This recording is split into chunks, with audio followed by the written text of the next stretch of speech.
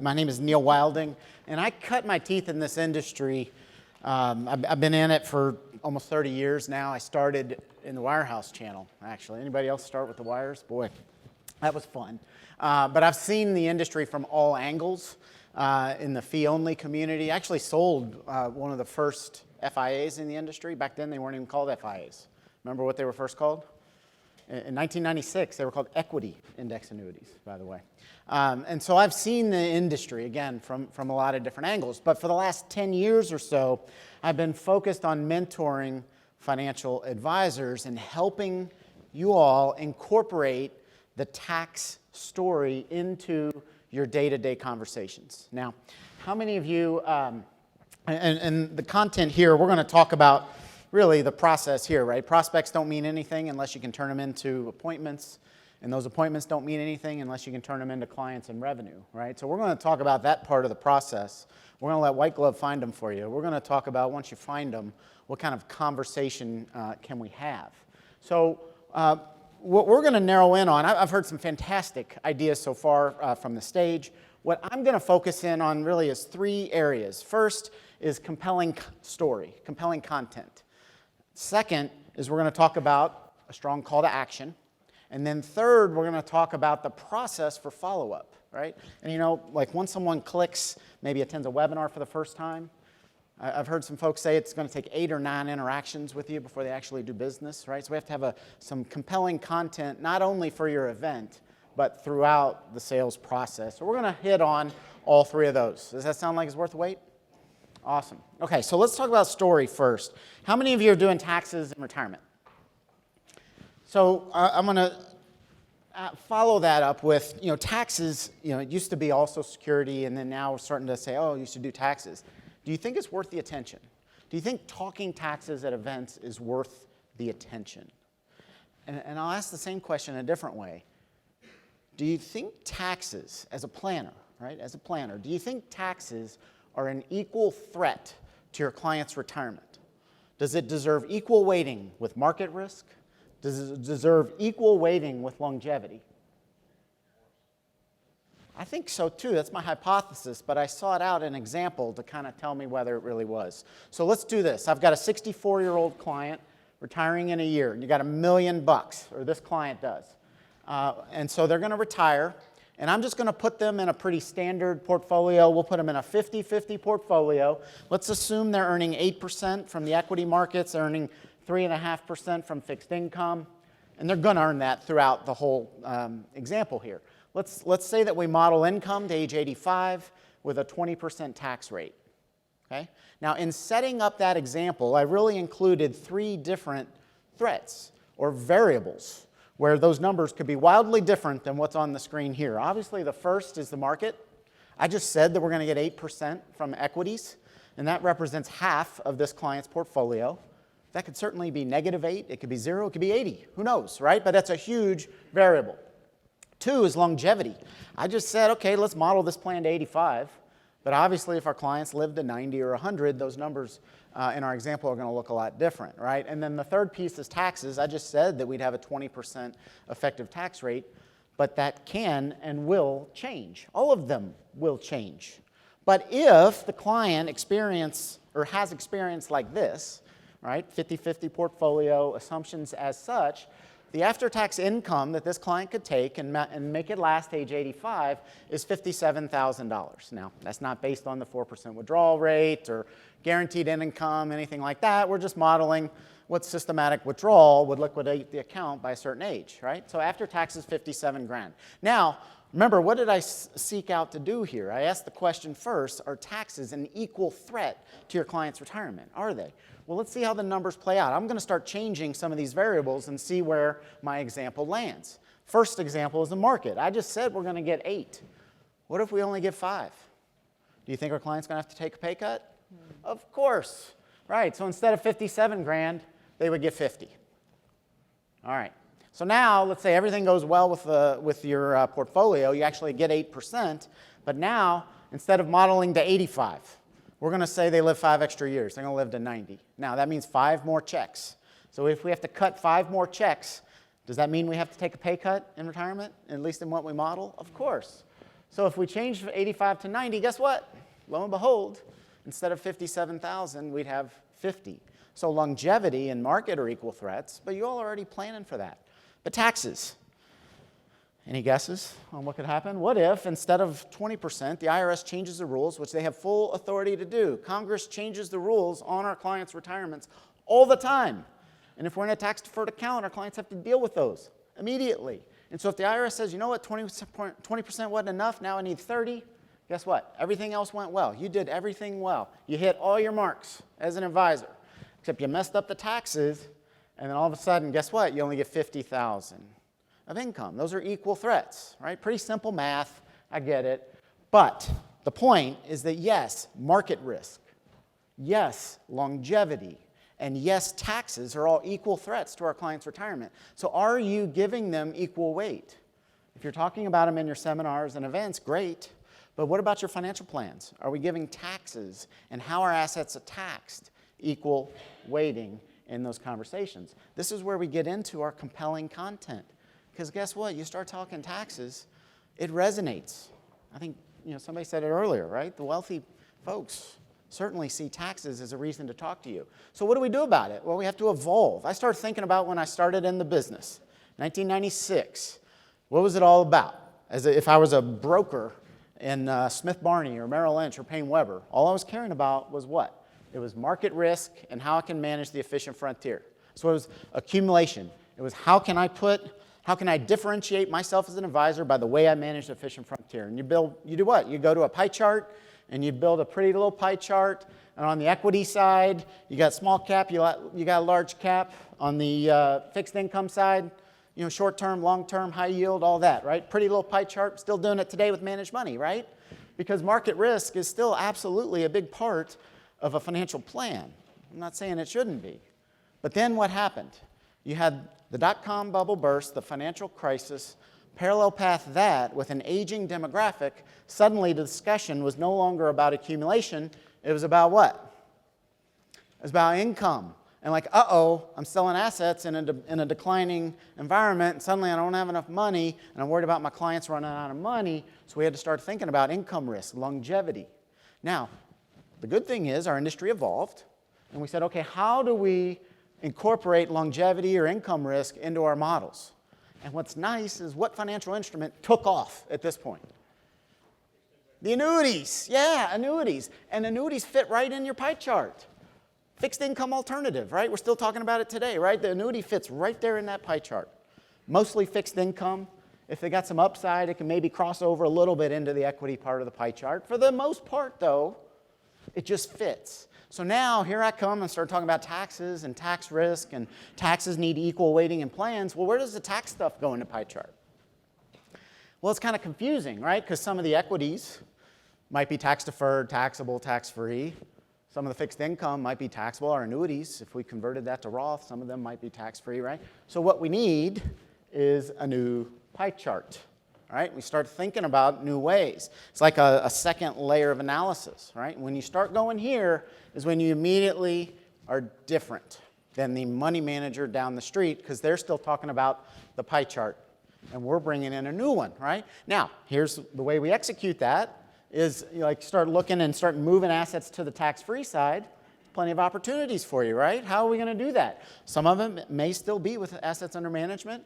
We're just going to convert those to Roth, continue to manage those assets. Maybe we gather those assets, and we're doing some Roth AUM. Obviously, the FIA industry has gotten very good lately at helping you in the Roth conversion business. Why? Because an annuity is a great destination asset for a Roth IRA, right? Perfect. And then also, any of you dare to cross that bridge into life insurance? It's a great reason to do it because they're going to fall in the tax-free side of things. So that's the new pie chart.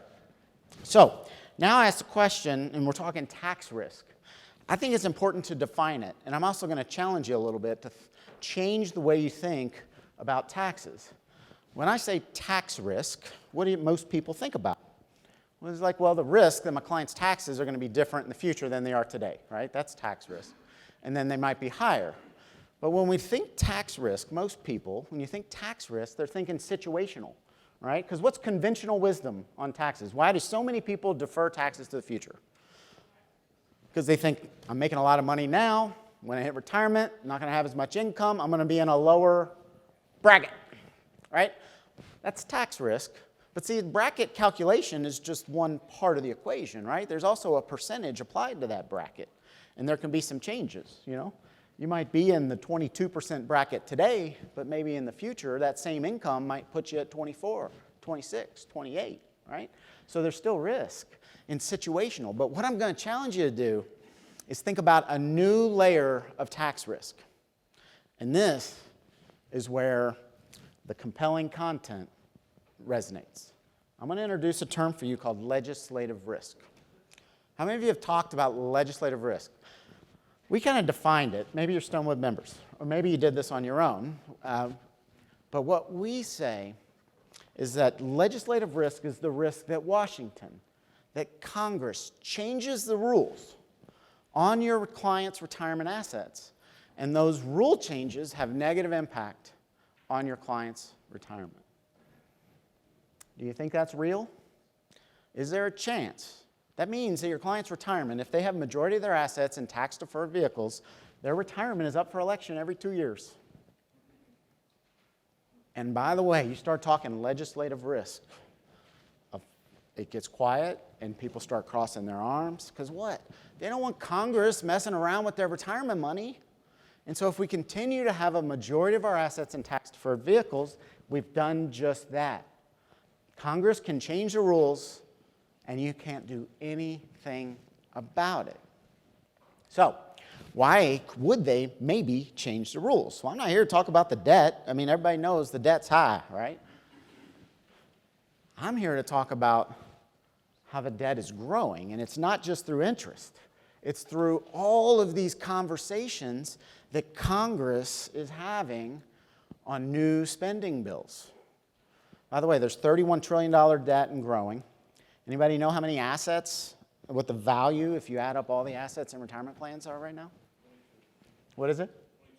22 trillion. All right. So if we need to find some revenue up to like 30 trillion, where do you think they might look?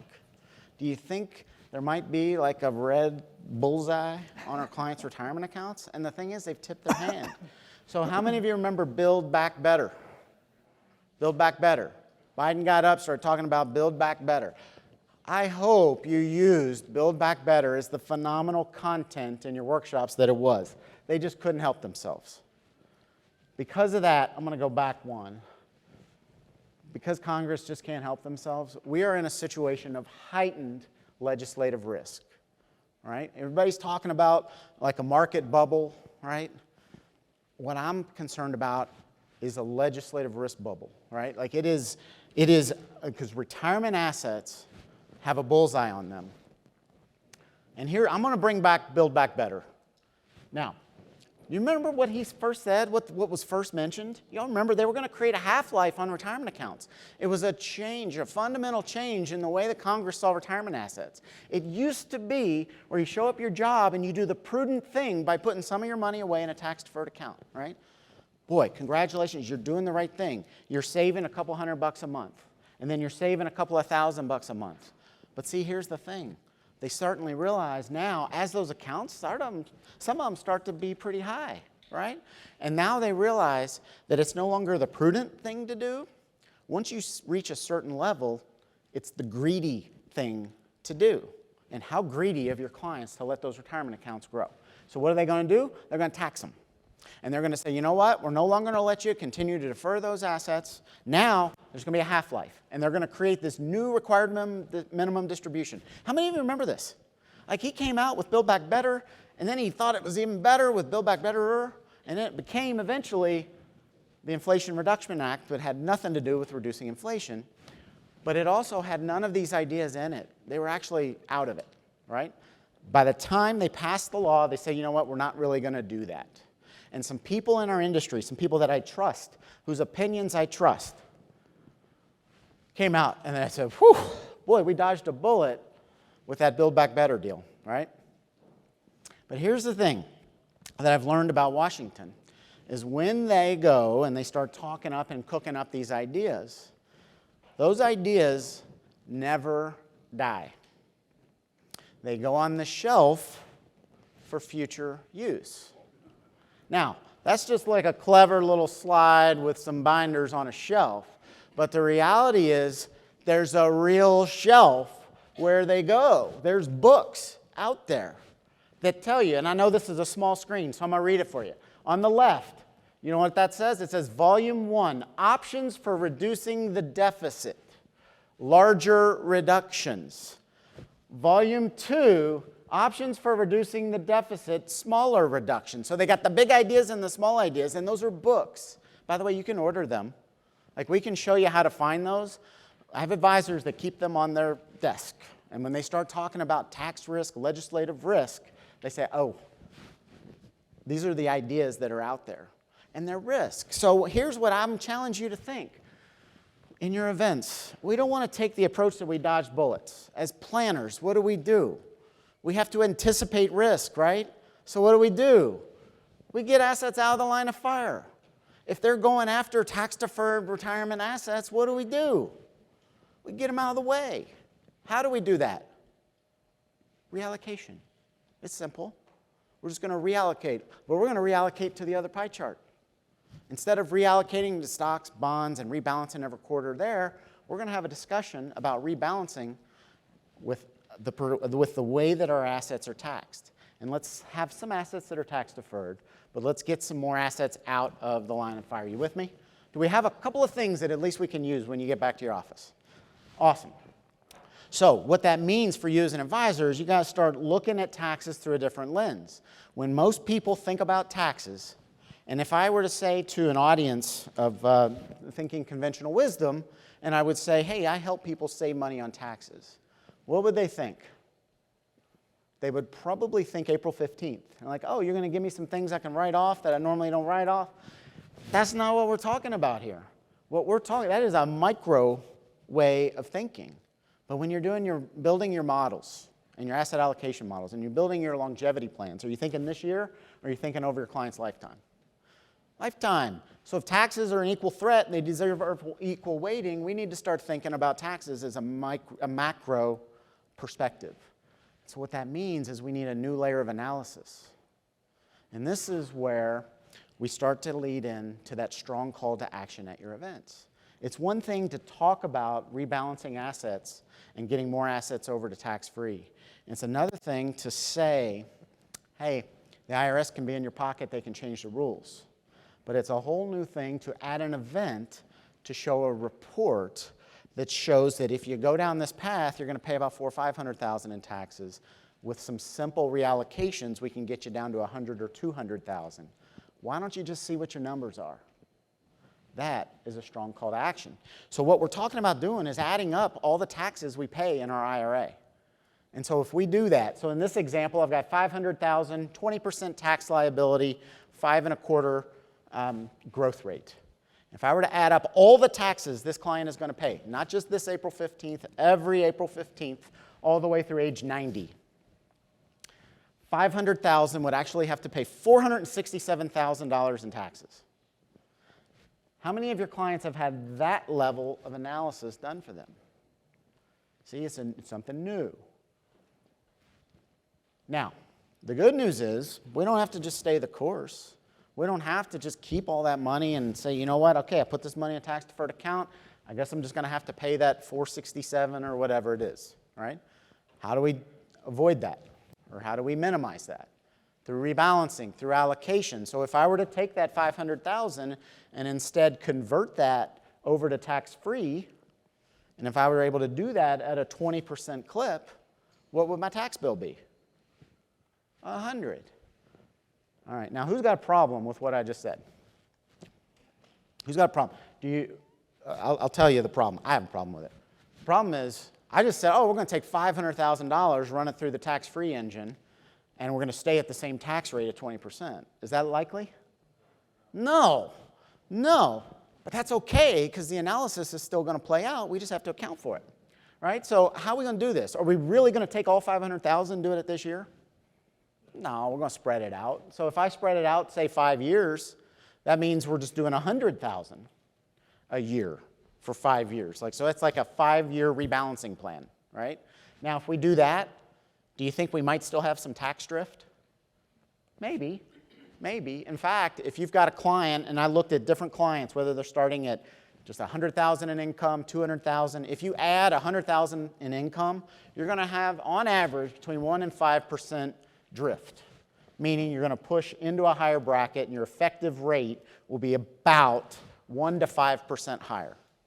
So I'm going to just say that we're going to go 4%. I'm going to go on the high end of that and say we're going to have to pay an extra 4% during the conversion because of tax drift. Do you think that's a pretty safe assumption? Okay. Now, what else? What other impact could there be? Anybody else talking IRMA?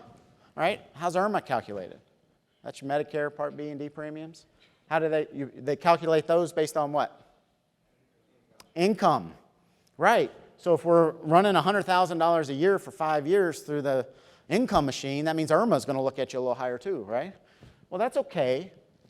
Let's just account for it and model it, because if we budget for it, it might still make sense. And in fact, even if we jump 2 tiers in income because of the conversion, it's still only a 1% hit. And I've got all the stats that back us up. If this were a 2.5-hour training, I'd be going into details on how I got these numbers. But it's about a 1% impact to your client's effective tax rate during the conversion. Now, what else could happen? Don't you think maybe in 2026 the taxes might look a little different, right? A lot of people talk about tax law sunsetting, right? So everybody's taxes are going to be higher. So if I spread out my conversion for 5 years, maybe taxes change during the conversion. Should I not do it now? Well, I'm going to model that in my analysis. And so I'm going to assume that taxes go up in the 4th year of a 5-year conversion.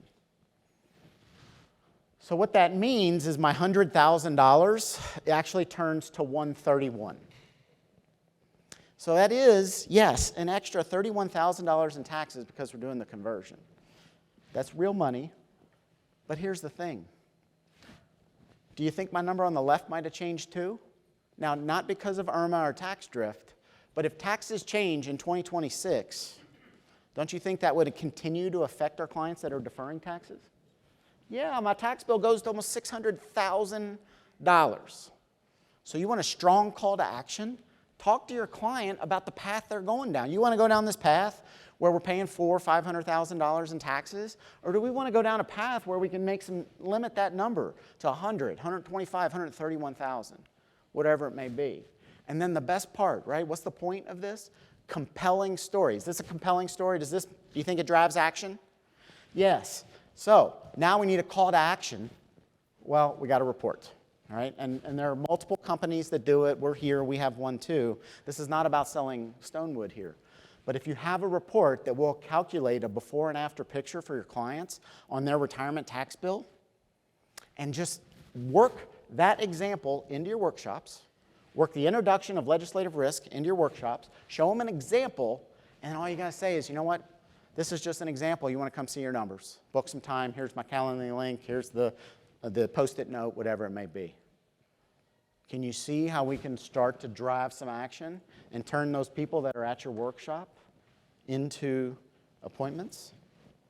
All right, so then it's about turning the appointments into business. And so here's what's nice about this, is that the opportunity is there, right? And so all we're going to do, the people that are at your workshops, they're going to have 2 things that they're thinking about. 1, they're going to have large balances in their tax-deferred accounts. And 2, because of your compelling story and your compelling content, they're going to have a belief that taxes will be higher in the future than they are today. And the problem is, if they are deferring taxes into the future and have a belief that taxes will be higher, that's a conflict. And so our process is just getting behavior to sync up with our belief. That's a rebalancing process. Notice I'm not up here talking about selling life insurance or selling annuities because we're converting to Roth. No, this is just a rebalancing process. But we got to have instruments that kind of do that in a successful way. So what we're going to do here in our analysis, and we start to meet our client meeting process, really all we want to talk to is about saving hundreds of thousands of dollars in taxes. And we're going to use that tax savings to generate more wealth, higher income, and then, of course, do that while mitigating and building a more complete risk profile for our clients.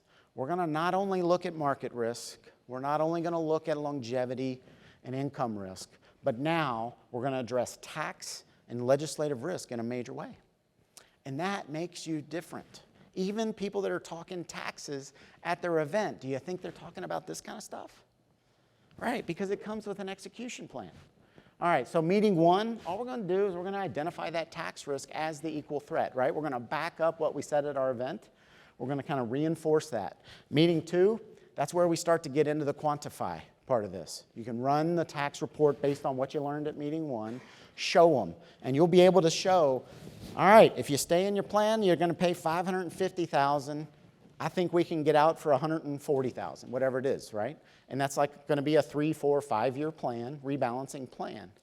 And so step one of that is probably going to be just using Roth. And whatever your financial instrument of choice is for your Roth assets, whether it's you manage money, whether it's your annuities, initially, that's where we're going to be.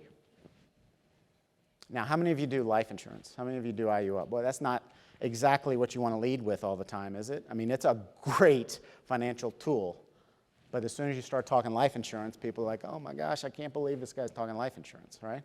But no, when we come at it through the tax code, it becomes a very compelling financial instrument. All I'm saying is save the life insurance for the annual review, right? Get the plan in place, get the assets over, right? Because what we're going to do is build a long-term rebalancing plan. It's going to include some Roth conversions. Year one, Roth conversion, FIA, AUM. But year two, you talk to them and say, you know what? There's another instrument out there we could be using.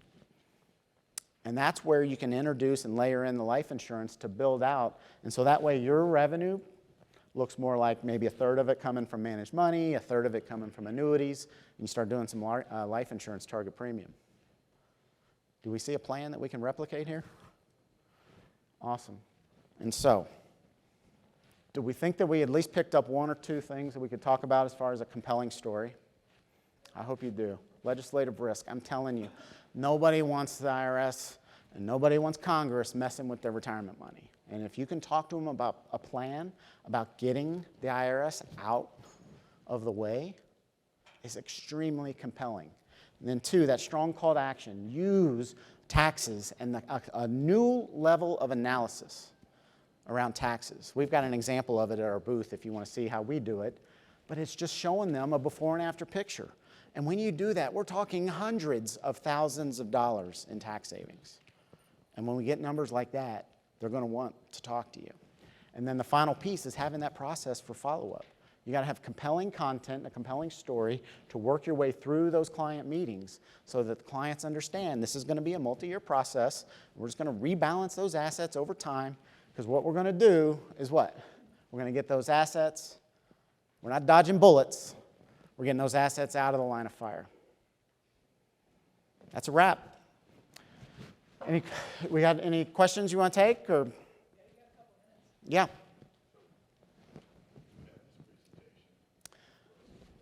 So Mark's question is, do we have the presentation? So our business model is multifaceted. If you would like to just purchase a PowerPoint presentation through the white glove relationship, you can. And it goes into legislative risk. It goes into identifying that total tax burden. And you can purchase that for, I think it's $599 or something. But you can also come on board as a Stonewood member. And if you're a Stonewood member, you get access to everything we do.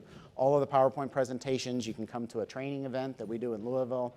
We've got some lead gen tools that you can use. There's a whole slew. All of it on the tax and legislative risk story. And so if you want, we're going to be doing a demo on that stuff here in a couple weeks. If you want to sign up for that demo at our booth, you can. Yes, sir.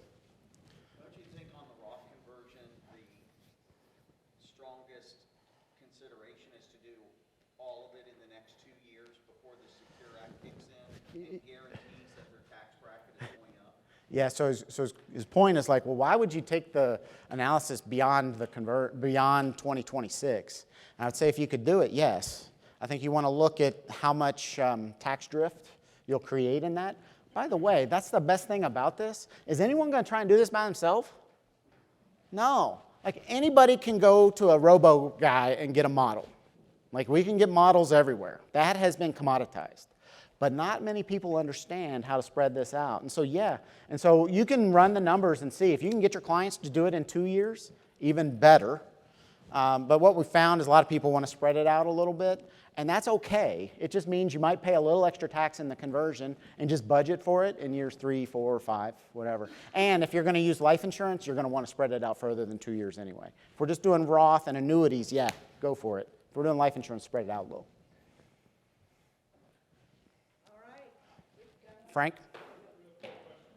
Yeah. Can your analysis do anything for multi-generational tax implications? Like when my kids inherit a bunch of money and they've got to take it all out in 10 years. So the question is like on the multi-generational inherited IRAs and what to do with that. Not necessarily on the software, but notice I didn't come up and say, hey, we're a software company, you got to buy this software. Our training certainly addresses it. We've got some toolkits available to the advisor community to help execute a multi-generational transfer of wealth. And then our training addresses it. We've got some marketing collateral to help with that. And I do think that that is an area ripe for the picking, is inheritance IRAs. And obviously there's a story for people before that wealth is transferred and then after, for sure. Awesome. Awesome. Thank you all for letting me be part of this fantastic event. Big hand. Thank you, Neil. Thank you. Appreciate it.